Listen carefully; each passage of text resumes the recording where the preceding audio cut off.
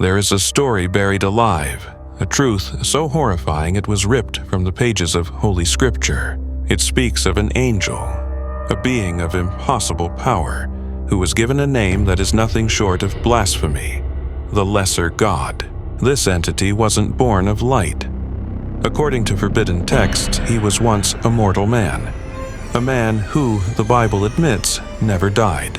He was simply taken, abducted by God, dragged into the heavens, and subjected to an agonizing transformation that burned away his humanity, reforging him into heaven's most terrifying secret.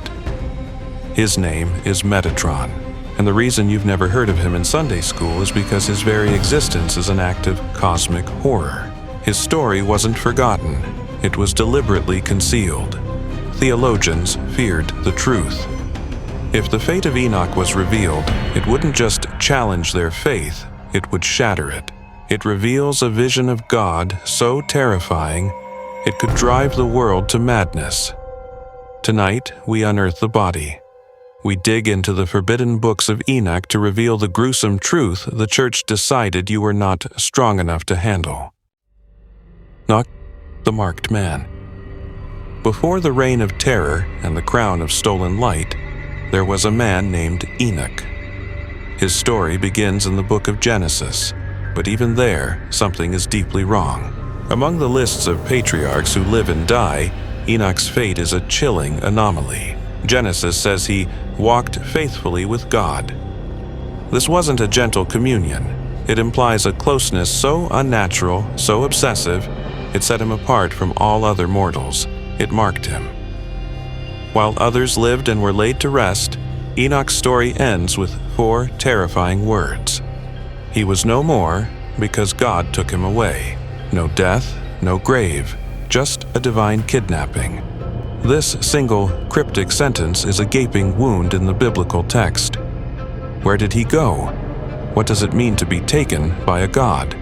The Bible offers no explanation, leaving behind a blood-chilling silence. For centuries, this was all the world knew. A man who pleased God so much, he was stolen from the earth. But in the hidden circles of ancient mystics, they knew this wasn't a reward. It was the beginning of a nightmare. They knew that God didn't just take Enoch to a peaceful heaven.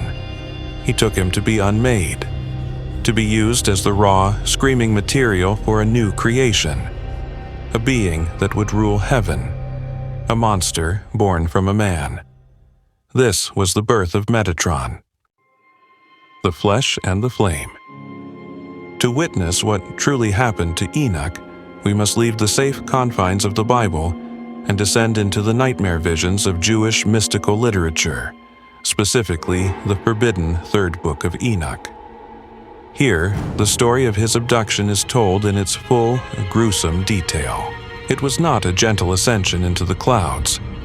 It was a violent, screaming journey through the celestial realms. As he was dragged upward, legions of angels recoiled in disgust. They shrieked, "What is the stench of a human born of woman doing in the highest heavens?" They saw a mortal, a thing of blood and filth, trespassing in their domain of pure fire. But God had chosen his specimen, and what happened next is a scene of pure body horror. The Metamorphosis. In the text, Metatron is forced to recount his own agonizing transformation. It wasn't a promotion, it was a vivisection, an alchemical torture that burned his humanity out of him, cell by screaming cell. He says, "At once my flesh turned to flame, my sinews to blazing fire, my bones to juniper coals, my eyelashes to lightning flashes, my eyeballs to fiery torches, the hairs of my head to hot flames, all of my limbs to wings of burning fire, and the substance of my body to blazing fire." Imagine the searing agony, every part of his mortal form, incinerated and reforged.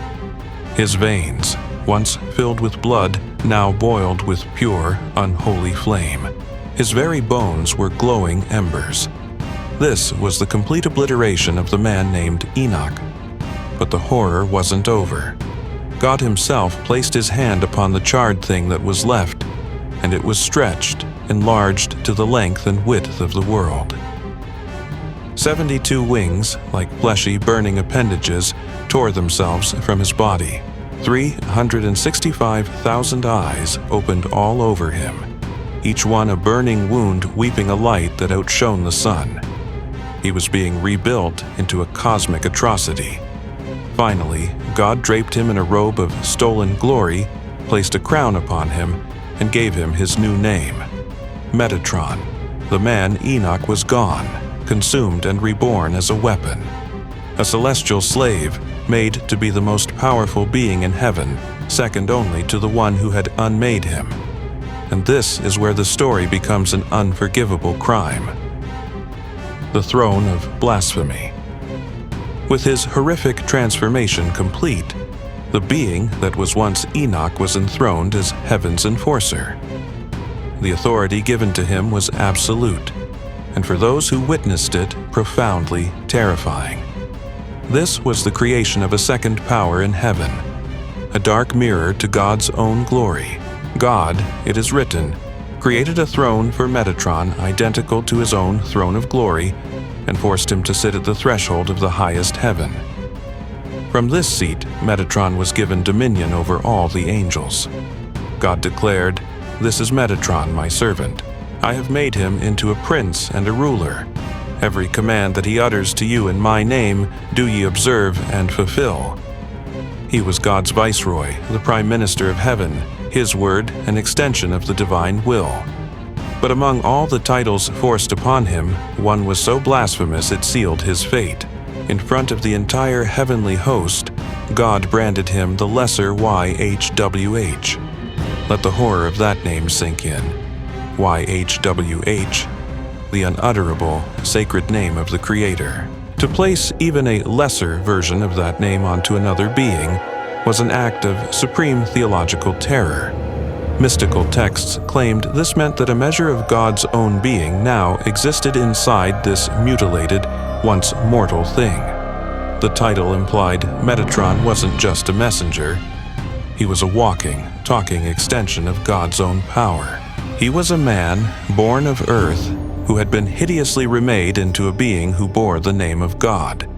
He was the ultimate violation of the natural order. For the mystics, this was a terrifying secret, but for the guardians of orthodoxy, this was a monster that had to be put down. The punishment. This brings us to the terrifying question. If Metatron's power was so immense, why was his story violently suppressed? Why was a figure once called the lesser God erased from our faith? The answer lies in the very blasphemy of his existence. The concept of Metatron was a direct threat to the singular, absolute nature of God, the foundation of monotheism. The architects of both modern Judaism and Christianity were desperately trying to defend the idea of one, indivisible God. And Metatron looked like a second one. This problem became known as the two powers in heaven heresy. The idea that another divine figure could exist was a crack in the foundation of reality, a slippery slope into the madness of polytheism. And the religious authorities would not allow it. To crush this dangerous idea, they didn't just ignore Metatron. They staged a public, brutal act of dominance. The Scourging. The most horrifying account comes from the Talmud.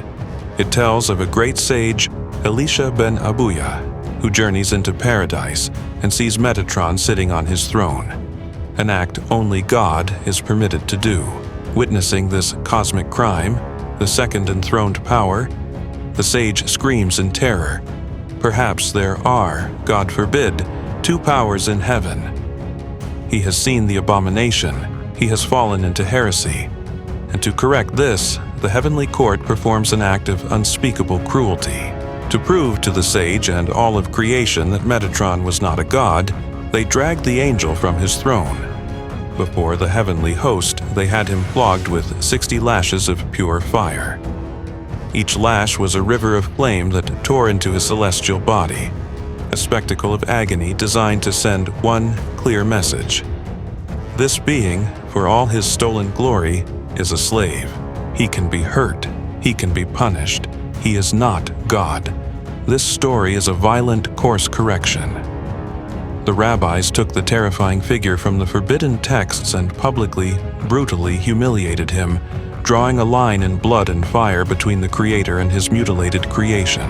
They chose doctrinal safety over the terrifying implications of Metatron's existence. The books that told his full story, like 3 Enoch, were cast out. Not because they were false, but because the truth they contained was too monstrous to contemplate. The story of the lesser God is one of the most terrifying secrets in religious history. If you find a chilling fascination in unearthing these forbidden horrors, subscribe and strike the bell. We dig up the narratives that were buried for a reason, exposing the truths that fester in the dark. The awful truth. So, was Metatron erased? No, something far worse. He was made an example of. His story was pushed from Scripture into the shadows of the occult, a boogeyman lurking in the esoteric texts of Kabbalah.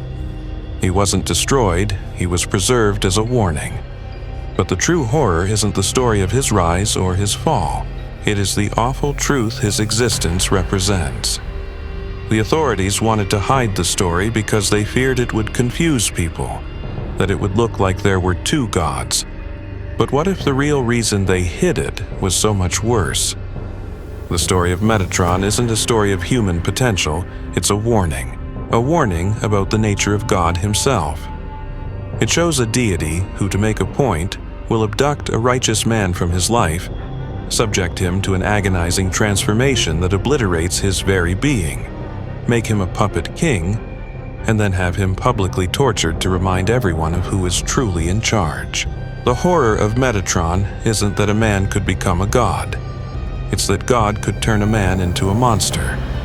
It reframes the entire narrative, twisting it into a tale of cosmic abuse. And it leaves us with one final, soul-shattering question. If this is what happens to the man who walked faithfully with God, then what does the dormant spark within the rest of humanity truly promise? Is it a path to divinity? Or is it just a mark identifying us as raw material for the next divine, monstrous creation? The story of Metatron is an echo of a truth that was brutally silenced. If you want to continue exploring the terrifying figures and ideas that lurk just beyond the official narrative, subscribe and join our search. What other horrors were buried to protect us? Let us know your thoughts in the comments below. Thank you for watching.